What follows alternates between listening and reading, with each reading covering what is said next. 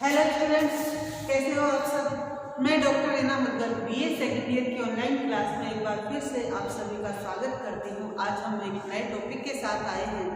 देखिए स्टूडेंट्स, जैसा कि आप सभी को पता है कि अपने संवैधानिक व विधिक आयोग मैंने शुरू करवा दिए थे और उसमें भी पहला जो आयोग था वो निर्वाचन आयोग था जो मैंने करवा दिया था। दूसरा आपका है संघ लोक सेवा आयोग, उसके बाद तीसरा है राष्ट्रीय मानवाधिकार आयोग।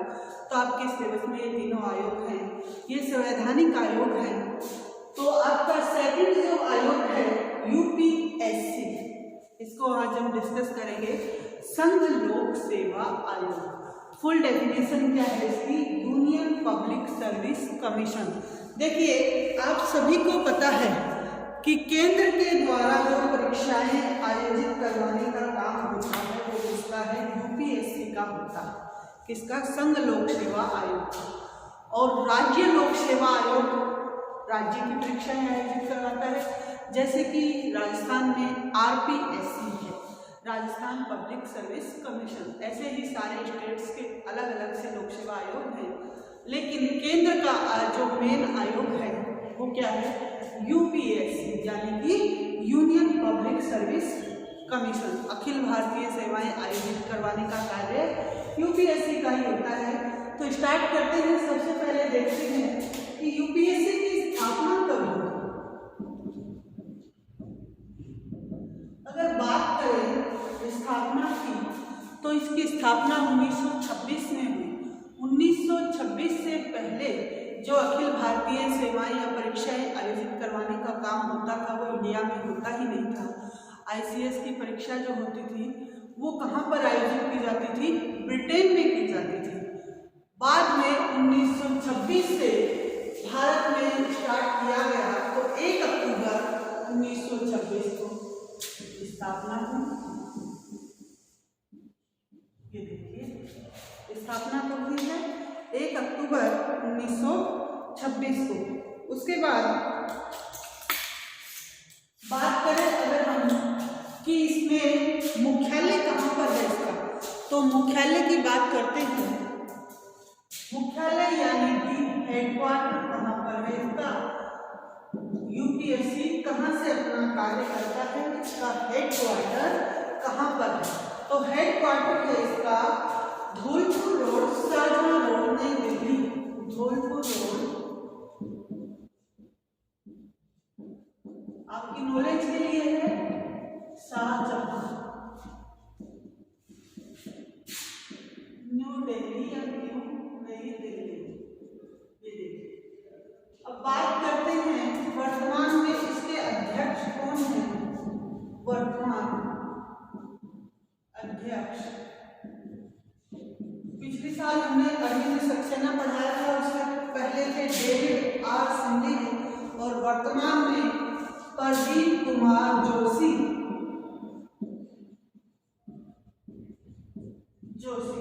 7 अगस्त 2020 को से काम संभाला है प्रदीप कुमार जोशी, वर्तमान अध्यक्ष हैं। अब बात करें अगर हम कि जो यूपीएससी है इसकी संरचना कैसे हुई। सबसे पहले देखते हैं कि यूपीएससी की स्थापना 1 अक्टूबर 1956 को हुई। कहाँ पर मुख्यालय है? वर्तमान अध्यक्ष कौन है? अब बात करते हैं कि इसमें सदस्य कितने होते हैं। तो यूपीएससी के अध्यक्ष और कुछ सदस्य होते हैं। अब मैंने आपको बताया था राष्ट्रपति की कार्यपालिका शक्तियों में पढ़ाया भी था कि यूपीएससी के अध्यक्ष और सदस्यों की नियुक्ति कौन करता है? तो राष्ट्रपति नियुक्ति करता है। तो सदस्यों की नियुक्ति किसके द्वारा की जाएगी? राष्ट्रपति के द्वारा की जाएगी। अब संख्या कितनी है ये संविधान में निर्धारित नहीं किया गया है। संविधान के प्रावधानों में यूपीएससी के सदस्यों की संख्या कितनी होगी ये निर्धारित नहीं है, लेकिन वर्तमान में सदस्यों की संख्या कितनी है? 9 से 11। साधारणतः आयोग में 9 से 11 सदस्य होते हैं। योग्यता का भी उल्लेख जो है नहीं किया गया है, बस इतना ही निश्चित किया गया है कि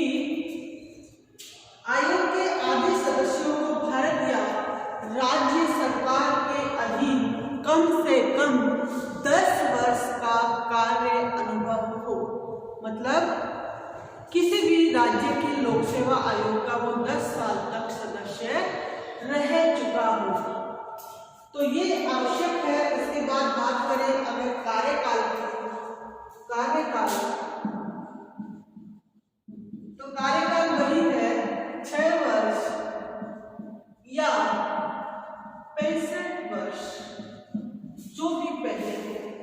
मैंने क्या बताया आपको कि संविधान में यूपीएससी के सदस्यों की संख्या निश्चित नहीं है। 9 से 11 सदस्य वर्तमान में साधारणतः इसमें हैं, लेकिन संख्या कम या ज़्यादा भी हो सकती है। संविधान में इसका उल्लेख नहीं है। दूसरा, संविधान में सदस्यों की योग्यता का भी उल्लेख नहीं किया गया है। बस इतना ही उल्लेख है, इतना ही आवश्यक है। ये मान सकते हो आप कि 10 वर्ष के लिए उसको किसी भी राज्य सरकार के अधीन कम से कम 10 वर्ष के काम का अनुभव हो। अब उसके बाद आयोग के अध्यक्ष के सदस्यों का कार्यकाल 6 वर्ष या 65 वर्ष, जो भी पहले आए उतना ही होता है। फिर उसके बाद राष्ट्रपति को संबोधित करके वो त्यागपत्र भी दे सकते हैं और संविधान में वर्णित प्रक्रिया के माध्यम से उनको हटाया भी जा सकता है। इन सदस्यों के लिए समय से पहले अगर उनको त्यागपत्र देना है तो वो राष्ट्रपति के नाम से संबोधित करके त्यागपत्र भी दे सकते हैं, या संविधान में जो प्रावधान है उसके अकॉर्डिंग इनको हटाया भी जा सकता है। बात करें अगर इसकी वेतन की, सैलरी की, तो अध्यक्ष का वेतन और अन्य सदस्यों का वेतन है, अध्यक्ष का है यूपीएससी अध्यक्ष यानी कि चेयरमैन जो है उनका है 2.50 लाख, 2.5 लाख रुपए मासिक। और अन्य सदस्यों की बात करें तो 2.25 लाख रुपए मासिक, ये इनका वेतन है प्रति माह। अब ये तो थी इसकी बेसिक नॉलेज यूपीएससी की। अब बात करते हैं यूपीएससी के कार्य क्या क्या है। तो यहाँ देखिएगा,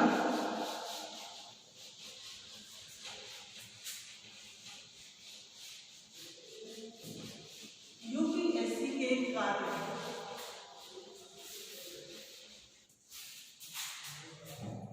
ये हमारे संविधान के आर्टिकल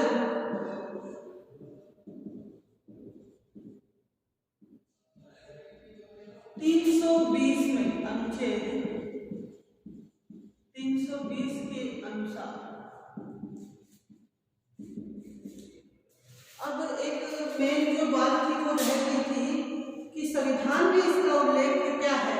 तो सबसे पहले मैं आपको बता दूं यूपीएससी भारत का क्या है, केंद्रीय भर्ती अभिकरण है या संस्था है। केंद्रीय भर्ती अभिकरण या संस्था है। यह एक स्वतंत्र संवैधानिक निकाय या आयोग है। निकाय भी बोल सकते हो आप इसको, आयोग भी बोल सकते हो। अब संविधान के प्रावधानों के अनुसार, क्योंकि इसका गठन संवैधानिक प्रावधानों के माध्यम से किया गया, संविधान के 14वें भाग में अनुच्छेद, इसका वर्णन कहाँ पर है, संविधान के 14वें भाग में अनुच्छेद, ध्यान रखना संविधान का भाग कौन सा है, 14वां है। अनुच्छेद कौन सा है, 315 से लेकर 323 तक। 324 से निर्वाचन आयोग स्टार्ट हो जाता है, तो 315 से 323 तक संविधान के भाग 14 में यूपीएससी यानी कि संघ लोक सेवा आयोग का वर्णन किया गया है। तो अब अनुच्छेद 320 में इसके कार्यों का वर्णन किया गया है। तो बताएंगे हम, सबसे पहला कार्य क्या है, ये नंबर 1 नोट डाउन कर लीजिएगा इसको। यह अखिल भारतीय सेवाओं, केंद्रीय सेवाओं और केंद्र प्रशासित क्षेत्रों की लोक सेवाओं में नियुक्ति के लिए परीक्षाएं आयोजित करवाता है। यह अखिल भारतीय सेवाओं यानी कि वर्तमान में हमारे यहाँ पर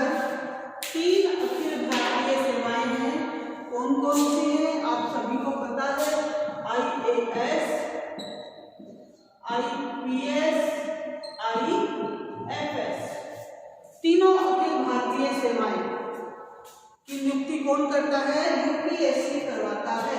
इसके अलावा केंद्रीय सेवाओं एवं केंद्र प्रशासित क्षेत्रों की केंद्र के द्वारा जो भर्तियां निकाली जाती हैं, केंद्रीय सेवाओं एवं केंद्र प्रशासित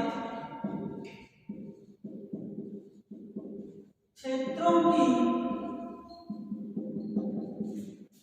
भर्तियां, क्षेत्रों की लोक सेवाओं में नियुक्ति के लिए, क्षेत्रों की लोक सेवाओं में नियुक्ति के लिए परीक्षाएं आयोजित करवाता है।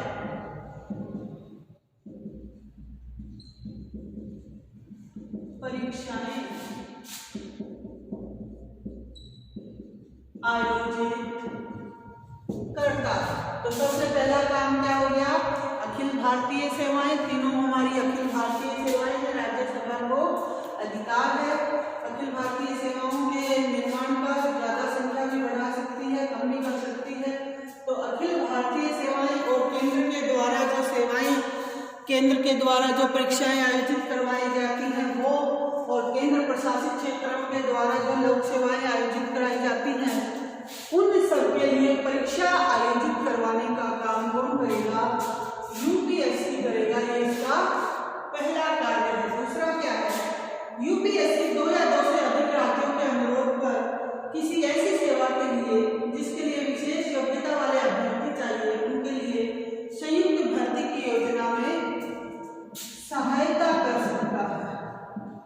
संयुक्त भर्ती की योजना में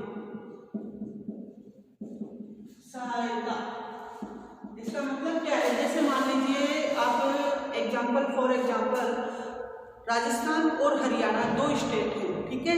अब दोनों स्टेटों के लिए संयुक्त रूप से भर्ती आयोजित करनी है, परीक्षा आयोजित करनी है, तो वो यूपीएससी से अनुरोध कर सकते हैं दोनों स्टेट मिलकर, और यूपीएससी उन राज्यों के अनुरोध पर उन दोनों के लिए क्या करता है?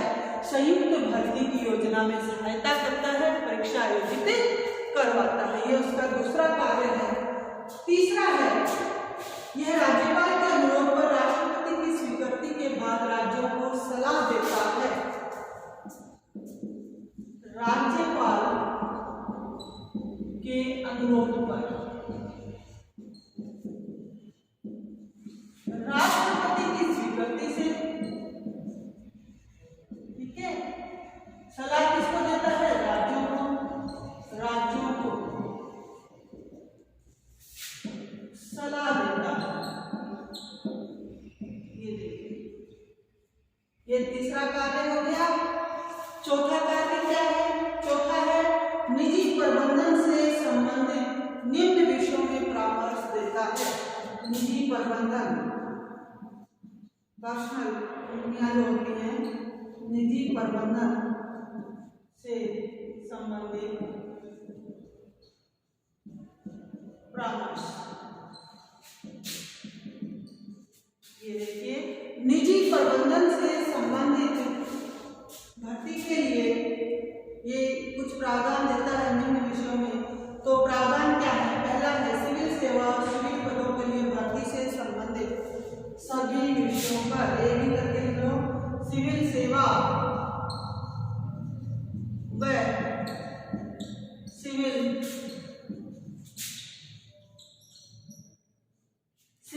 सेवा व सिविल पदों के लिए भर्ती से संबंधित सभी विषयों पर, सिविल पदों के लिए भर्ती से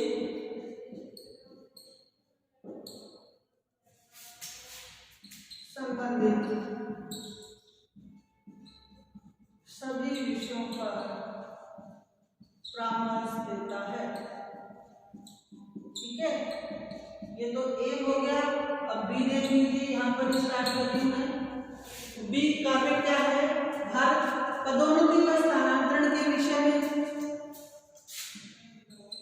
पदोन्नति व स्थानांतरण, बदली जो होती है, स्थानांतरण के विषय में, इसके बारे में भी निजी जो कंपनियां हैं, निजी जो प्रबंधन की संस्थाएं होती हैं उनको परामर्श दे सकता है कि किस प्रकार से किन नियमों के तहत पदोन्नति की जानी चाहिए और किन नियमों के तहत स्थानांतरण किया जाना चाहिए।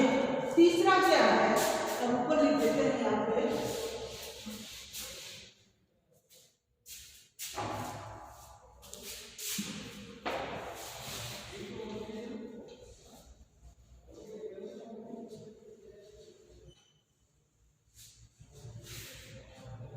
तीसरा हमारा है सी, भारत सरकार में सिविल सेवक की हैसियत से काम करते समय सभी अनुशासनिक विषय इसमें शामिल हैं।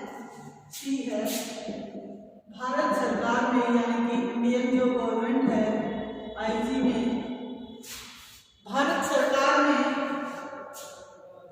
सिविल सेवक की हैसियत से काम करते समय सभी अनुशासनिक विषय यानी कि ज्ञापन, अर्जी इसमें शामिल है, जैसे वेतन बढ़ाने से मना करना, प्रमोशन से इनकार करना, सेवा से हटा देना आदि विषय भी इसमें शामिल है। इन पर भी जो है वो प्राइवेट संस्थाओं को यूपीएससी जो है परामर्श दे सकता है। अगला 5वां पॉइंट देखिएगा, भारत सरकार के अधीन, भारत सरकार के अधीन काम करने के दौरान किसी व्यक्ति को हुई हानि को लेकर पेंशन का दावा करना, काम करने के दौरान किसी व्यक्ति को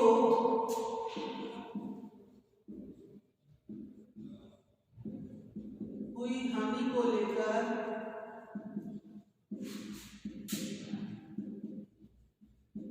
पेंशन का दावा करना। भारत सरकार के अधीन किसी भी सरकारी नौकरी में काम करते हुए जो उसको हानि हुई है, मान लीजिए कई बार एक्सीडेंटल स्थिति हो जाती है, किसी व्यक्ति का हाथ जल गया, पैर जल गया, पाहिज हो गया, या बिजली विभाग में कार्य कर रहे हैं और जो है ऊपर से गिर गए, तो उस समय पेंशन का दावा करने का अधिकार उसमें परामर्श देता है, तो यूपीएससी उनमें परामर्श दे सकता है और उसमें पेंशन की राशि भी निर्धारित करवा सकता है कि इस आदमी को इतनी जो है पेंशन मिलनी चाहिए, पेंशन की राशि निर्धारित करवाना। ठीक है, तो इसके बाद है अल्पकालीन नियुक्ति के विषय, जैसे गेस्ट फैकल्टी आप बोल सकते हो। कई बार क्या होता है, कुछ समय के लिए नियुक्तियां निकाली जाती हैं, तो वो भी इसमें शामिल है। उनमें भी जो है प्राइवेट संस्थाओं को यूपीएससी सलाह दे सकता है। तो छठा है अल्पकालीन नियुक्ति के विषय, इसमें भी परामर्श दे सकता है यूपीएससी। उसके बाद है अगला कि यूपीएससी के कार्यक्षेत्र का विस्तार संसद के अधिनियम के द्वारा किया जाता है। इन सब के अलावा यूपीएससी का अगर कार्यक्षेत्र और बढ़ाना है तो वो कौन करेगा, संसद के द्वारा अधिनियम पारित किया जाएगा और उसके बाद ही यूपीएससी का कार्यक्षेत्र विस्तारित किया जा सकता है, विस्तृत किया जा सकता है। अब उसके बाद है कि यूपीएससी जो है हर वर्ष अपने कार्य की एक रिपोर्ट बनाता है और वो रिपोर्ट किसको देता है, राष्ट्रपति को देता है। ठीक है, तो ये थे यूपीएससी के मेन कार्य कि क्या यूपीएससी के द्वारा कार्य किए जाते हैं। अब उसके बाद आपके सिलेबस में आता है कि यूपीएससी की सीमाएं कहाँ तक है, यानी कि यूपीएससी का जो कार्य क्षेत्र है वो कहाँ तक है, तो वो भी एक बार मोटा मोटा आप यहाँ पे देख लीजिएगा।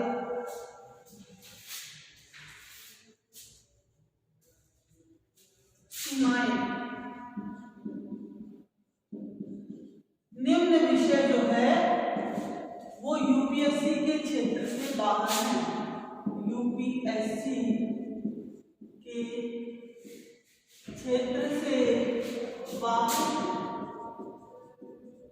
ये लिमिटेशन कहाँ तक इसकी सीमाएं हैं। सबसे पहले पिछड़ी जाति के नियुक्तियों पर आरक्षण के मामले। पिछड़ी ये एक विवादित मुद्दा है। ये मान लीजिए आप पिछड़ी जाति के नियुक्तियों के लिए आरक्षण के मामले। जो रिजर्वेशन जो पिछड़ी जातियों को, एससी को, एसटी को, ओबीसी को दिया जाता है, उनके मामलों में यूपीएससी कुछ नहीं करेगा। यूपीएससी वहां पर चुप्पी धारण कर लेता है, क्योंकि वो उसकी सीमा क्षेत्र से बाहर है, वो उसकी सीमा में नहीं आते हैं। दूसरा है सेवाओं और पदों पर नियुक्तियों के लिए एससी एसटी के दावों को ध्यान में रखने के लिए जो सेवाएं निकाली थी, वैकेंसियां निकाली थी, उनमें भर्तियां निकाली थी। भर्तियों में एससी एसटी ने जो किसी परीक्षा को लेकर कई बार रिट लगा देते हैं, दावे कर देते हैं, तो उन विषयों में भी यूपीएससी जो है चुप्पी साध देता है, उनमें भी वो कुछ नहीं कर सकता है। तीसरा क्या है? तीसरा है कि आयोग की अध्यक्षता, सदस्यता व पदों के चयन से संबंधित मामले। आयोग की अध्यक्षता, सदस्यता व पदों के चयन से संबंधित मामले। ये देखिए, आयोग की अध्यक्षता, सदस्यता व अध्यक्ष और सदस्यों की नियुक्तियां राष्ट्रपति करेगा। चयन में भी उसका कोई रोल नहीं, तो ये सारे कार्य उसके कार्यक्षेत्र से बाहर हो जाएंगे।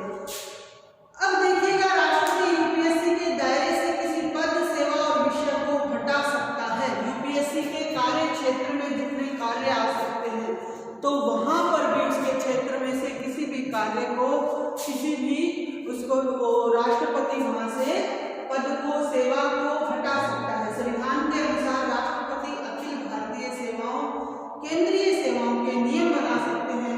यूपीएससी से इसके परामर्श की आवश्यकता नहीं है, पर ऐसे नियम को राष्ट्रपति कम से कम 14 दिन के लिए संसद के सदन में रखना आवश्यक होगा, और संसद इनमें संशोधन भी कर सकती है। तो ये प्रावधान भी आपको ध्यान में रखने हैं कि राष्ट्रपति यूपीएससी से संबंधित कोई भी उसमें कार्य जोड़ सकता है, और यूपीएससी से को इससे परामर्श की आवश्यकता नहीं है राष्ट्रपति को, और ऐसे नियम को राष्ट्रपति कम से कम 14 दिन के लिए संसद के सदन में रखेगा, और संसद उसमें संशोधन कर सकती है। तो ये तो थे यूपीएससी की सीमाएं और कार्य। अब इसका महत्व देख लेते हैं थोड़ा सा, महत्व एवं भूमिका यूपीएससी की।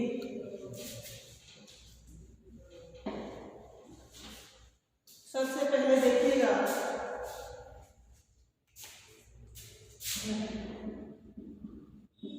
सबसे पहले यही है कि संविधान आशा करता है कि यूपीएससी मेरिट पद्धति का प्रहरी हो। मेरिट पद्धति का प्रहरी यानी कि पहरेदार बने।